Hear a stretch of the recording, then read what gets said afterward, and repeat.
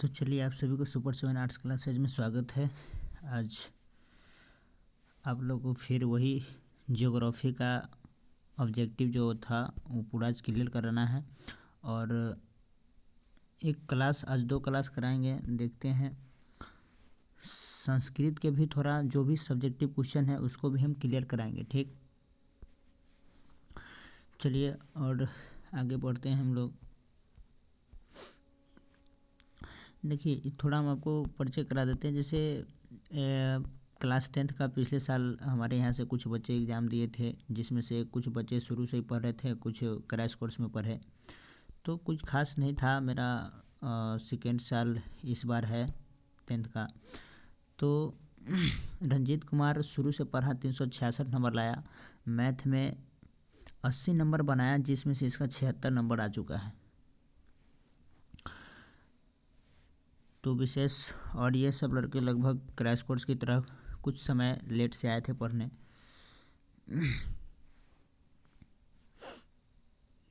चलिए उसके बाद आपको क्लास 10th के बाद इंटर का भी कराते हैं, तो इंटर में भी आपको परिचय दिलाते हैं। इंटर में पहले जाने से पहले आप एक अच्छी बात है कि आपके सफलता में सहयोगी बनना हमारा उद्देश्य है।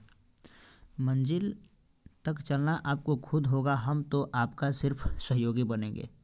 यानी यह कहना चाहते हैं हम क्या कि आपको खुद मेहनत करना पड़ेगा। एक टीचर आपका सिर्फ सहयोगी होता है। ठीक, हमारे यहाँ कक्षा 1 से 10th 11th और 12th के सभी विषय की तैयारी कराई जाती है। हमारे यहाँ कक्षा 1 से 10th तथा 11th और 12th के सभी विषयों के नोट्स की सुविधा उपलब्ध है। और एक बात कि हम लोग 12th में सिर्फ आर्ट्स का ही कराते हैं, आर्ट्स तक ही कराते हैं। अरे वाह, हो गया गड़बड़। चलो तो चलते हैं, आप लोगों को थोड़ा और आगे परिचय कराते हैं फटाफट, थोड़ा समय कम आप लोग रहता है। चलिए तो ये तो छोड़िए, इसका कुछ नहीं है। हमारे यहाँ 2022 में उत्तीर्ण हुए छात्र एवं छात्राएँ, जैसे ये सेकेंड साल था, मतलब वो मेरे कोचिंग के इस बार तीसरी साल होने जा रहा है। तो फर्स्ट साल जब पढ़ाए थे तो सिर्फ इंटर के ही पढ़ाए थे, यानी 12th वाला को ही पढ़ाए थे, और मात्र लगभग 28 मतलब 2 से 2.5 महीने के आसपास पढ़ाए थे। पिछले बार मात्र 2 से 2.5 महीने के आसपास पढ़ाए थे, जिसमें हमारे बच्चों ने पिछले साल भी उस समय भी कहीं ना कहीं बहुत अच्छा परफॉर्मेंस दिखाया था। और मेरा पिछले साल सेकेंड साल था क्लास 10th, तो सॉरी इंटर सेकेंड साल था। तो इस सेकेंड साल इंटर में जैसे सबसे हमारे कोचिंग के टॉपर नीतू कुमारी है, जो 405 नंबर लाई। उसके बाद पूजा कुमारी 360 लाई, मोनी 357 लाई, निर्मा 347 लाई। तो इस प्रकार सभी स्टूडेंट अपना अपना नंबर लाई। और इसके बाद अब आप लोग की बारी है। आप लोग भी अच्छी से मेहनत करिए ताकि आपको भी अगले बार इस पोस्टर बैलेट पर देखने को मिले। तो चलते हैं आप लोगों की क्लास की ओर। वाह, कैसे हो गया ये। तो आपकी क्लास में, तो चलिए आपका पहला क्वेश्चन है आज। पहला क्वेश्चन ही आप लोगों का गलत है। तो देखिए पहला क्वेश्चन यहाँ पर होना चाहिए कि भारत में, ठीक ना, पहला क्वेश्चन होना चाहिए था कि मार्च अप्रैल में, ठीक ना, मार्च अप्रैल में बोई जाने वाली और मई जून में काटे जाने वाली फसल है तो कौन सा होगा जायद फसल। अगला प्रश्न है 2 नंबर कि रबर किस फसल का उदाहरण है तो रोपण फसल का। ठीक, मसालों का घर कहा जाता है तो भारत को, मसालों का घर कहा जाता है भारत को। मूंगफली का सबसे बड़ा उत्पादक राज्य है गुजरात। किसे मतलब उजला सोना कहा जाता है तो कपास को। किसको कहा जाता है? कपास को। उजला सोना किसको कहा जाता है तो कपास को, याद रखिएगा।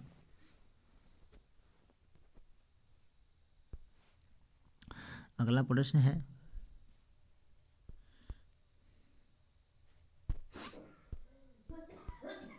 अक्टूबर। अगला प्रश्न आप लोग का, अक्टूबर नवंबर में बोई जाने वाली और मार्च अप्रैल में काटे जाने वाली फसल है तो रबी फसल। ठीक, देखिए यहीं पर वह क्वेश्चन का आधा चला है। भारत में सर्वाधिक कहवा या कॉफ़ी कॉफ़ी उत्पादन राज्य है तो कर्नाटक। कौन सा है? कर्नाटक। अगला प्रश्न है, जून जुलाई में बोई जाने वाली और अक्टूबर नवंबर में काटे जाने वाली फसल खरीफ फसल कहलाती है। ठीक, कहने का मतलब क्या है कि जून जुलाई में जो फसल बोई जाती है और अक्टूबर नवंबर में जो क्या है मतलब काटे जाने वाली जो फसल उसका नाम क्या है तो खरीफ फसल। ठीक, उसके बाद स्थानांतरित कृषि कहलाती है तो झूम खेती। ठीक ना, ये इसको हम झूम खेती को हम घुमंतु खेती के नाम से भी जानते हैं, एक बात ध्यान रखिएगा। इसके बाद अगला प्रश्न है, वर्षा की सहायता से विकसित कृषि प्रणाली कहलाती है तो शुष्क कृषि। ठीक, क्या कहलाती है? शुष्क कृषि।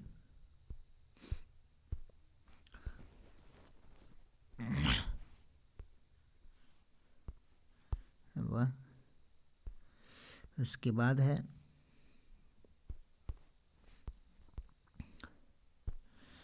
सफ़ेद अभ्रक को कहा जाता है तो मस्को वाइट। क्या कहा जाता है? मस्को वाइट। काला अभ्रक को कहा जाता है तो बायोटाइट।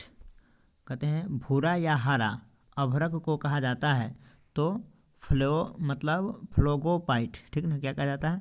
फ्लोगोपाइट। उसके बाद है कन्नड़ भाषा में घोड़े को क्या कहते हैं तो कुदरे।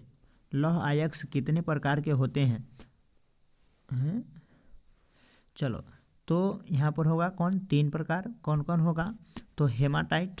ठीक ना, हेमाटाइट, लिमोनेट और मैग्नेटाइट। ठीक ना, हेमाटाइट, लिमोनेट और मैग्नेटाइट, याद रखिएगा तीनों नाम। खनिज कितने प्रकार के होते हैं? तो खनिज 2 प्रकार के होते हैं। ठीक, प्राकृतिक में पाए जाने वाली पदार्थ जिसकी एक निश्चित, ठीक ना, जिसकी एक निश्चित आंतरिक संरचना हो, क्या कहलाती है? खनिज। ठीक, क्या कहलाती है? खनिज। अगला प्रश्न है कि किस राज्य में खनिज तेल का विशाल भंडार है तो असम में। कहाँ है? असम में। भारत के, ठीक ना, भारत के किस स्थान पर पहला परमाणु ऊर्जा केंद्र स्थापित किया गया था तो तारापुर। कहाँ किया गया था? तारापुर। अगला प्रश्न है, भारत में आकाशवाणी केंद्रों की संख्या कितनी है तो 403। दिल्ली से कोलकाता तक की राष्ट्रीय राजमार्ग है तो NH2। देश में सबसे लंबी दूरी तय करने वाली मतलब एक्सप्रेस कौन है तो विवेक एक्सप्रेस। क्या है? विवेक एक्सप्रेस। भारत का पूर्वी तटीय पतन या बंदरगाह है तो हल्दिया। कौन है? हल्दिया, याद रखिएगा। तो मतलब तुतिकोरिन पतन स्थित है तो तमिलनाडु में। ठीक ना, कहाँ पर स्थित है?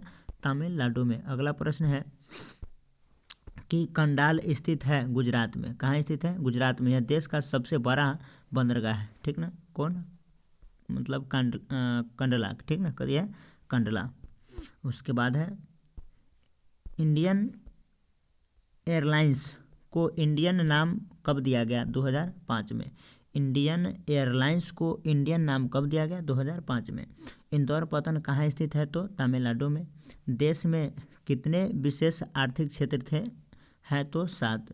बिहार कृषि एवं वन्य संसाधन, क्या है इसमें कुछ क्वेश्चन छूट गया है, सॉरी। बिहार में कितने प्रतिशत क्षेत्र पर खेती की जाती है तो 60%। ठीक ना, कितने प्रतिशत पर? 60%। इसके बाद है राज्य में कितनी प्रतिशत जनसंख्या कृषि के क्षेत्र में लगी है तो 8। ठीक ना, 100। बिहार में जूट उत्पादक की स्थित है, क्या है? कम है। मतलब क्या है? कैसा हो रहा है? कम हो रहा है। ठीक, उसके बाद है कोसी नदी घाटी परियोजना की शुरुआत हुई तो 1954 में। ठीक। कोसी नदी घाटी परियोजना की शुरुआत कब हुई? तो 1954 में।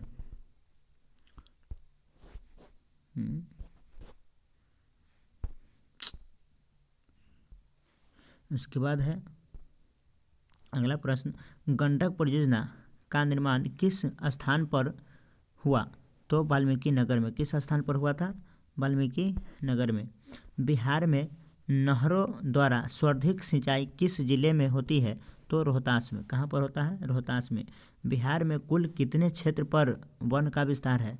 तो 6374 वर्ग किलोमीटर। कितना है? 6374 वर्ग किलोमीटर। उसके बाद है कुशेश्वर स्थान किस जिले में है? तो दरभंगा। कहाँ पर है? दरभंगा। कांवर झील स्थित है बेगूसराय। संजय गांधी जैविक उद्यान स्थित है पटना में। बिहार की सबसे पुरानी नहर परियोजना है?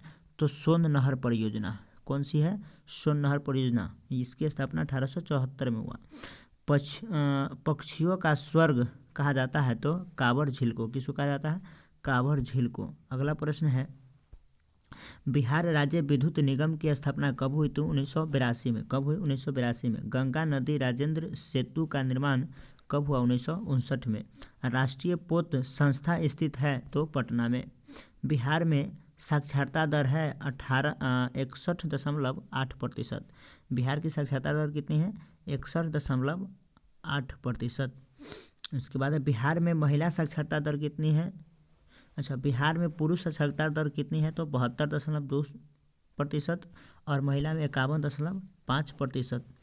बिहार में नगरीय जनसंख्या 11 दशमलव कितना है? 3%। बिहार की कुल जनसंख्या 10.40 करोड़। बिहार की कुल जनसंख्या 10.40 करोड़। अगला प्रश्न, दरभंगा के एक शहर का नाम लहरियासराय क्यों पड़ा? तो लोहे उद्योग के लिए। ठीक ना? किसके लिए पड़ा था?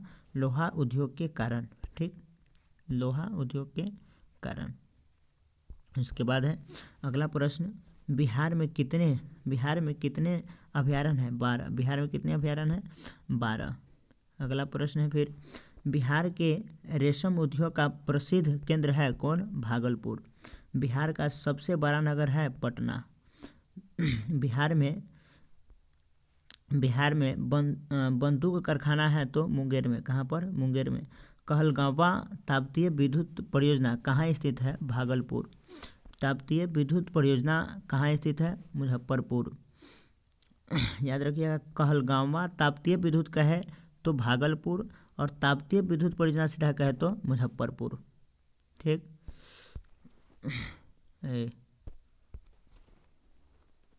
कहते हैं कि जो होता कुछ है।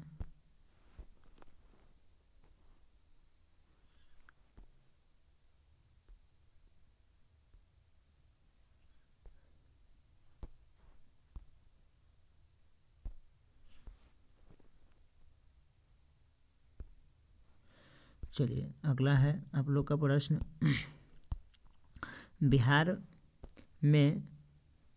बिहार के किस शहर में कांच उद्योग है? तो हाजीपुर। कहाँ है? कांच उद्योग हाजीपुर। ठीक। उसके बाद है बिहार में सिगरेट का कारखाना कहाँ है? तो मुंगेर में। कहाँ है? सिगरेट का कारखाना कहाँ है? मुंगेर। बिहार में खाद कारखाना कहाँ है? तो बरौनी में। कहाँ है? बरौनी में। बिहार के किस नगर में कालीन तैयार की जाती है? तो ओबरा में। कहाँ तैयार किया जाता है? ओबरा में। अशोक पेपर मिल, ठीक, किस राज्य में है? तो समस्तीपुर में। बिहार की पहली रेल लाइन है? तो ईस्ट इंडियन रेल मार्ग। ठीक। उसके बाद है स्वतंत्रता के समय देश में सड़कों की कुल लंबाई कितनी था? 4 लाख मीटर। कितना है? 4 लाख मीटर। उसके बाद है सड़क व्यवस्था की दृष्टि से भारत में कौन सा स्थान है? तो दूसरा। कौन सा स्थान है? दूसरा। भारत में सड़कों की कुल लंबाई कितना है? तो 48.6 लाख किलोमीटर। देश में सर्वाधिक पक्की सड़कों वाली राज्य है महाराष्ट्र। कहाँ थी? सर्वाधिक सड़कों जो है पक्की, ठीक ना, सड़क को जो है कथी वाली? पक्की वाली। नगर सड़क योजना 1983 के अनुसार भारत की सड़कों को कितने वर्गों में बांटा गया है? तो 4 वर्गों में। कब 1943 के अनुसार, याद रखिएगा। अगला है राष्ट्रीय राजमार्ग की देख रेख कौन करता है? तो केंद्र सरकार। राष्ट्रीय राजमार्ग की देख रेख कौन करता है? केंद्र सरकार।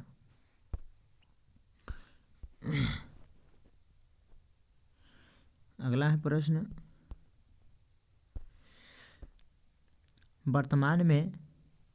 वर्तमान देश में कुल राष्ट्रीय राजमार्ग की संख्या कितना है? 266। कितना है? राष्ट्रीय राजमार्ग की संख्या कितना है? 266। सबसे लंबा राष्ट्रीय राजमार्ग कौन है? तो NH7। सबसे छोटा राष्ट्रीय राजमार्ग कौन है? 47A, जो 6 किलोमीटर का। NH1 और NH2 को सम्मिलित रूप में कहा जाता है ग्रैंड ट्रंक रोड। ठीक, ग्रैंड ट्रंक, इसी को हम GT रोड के नाम से जानते हैं। इसकी लंबाई कितना है? 2000 किलोमीटर। कितना है? 2000 किलोमीटर, याद रखिएगा। अगला प्रश्न है आप लोगों का,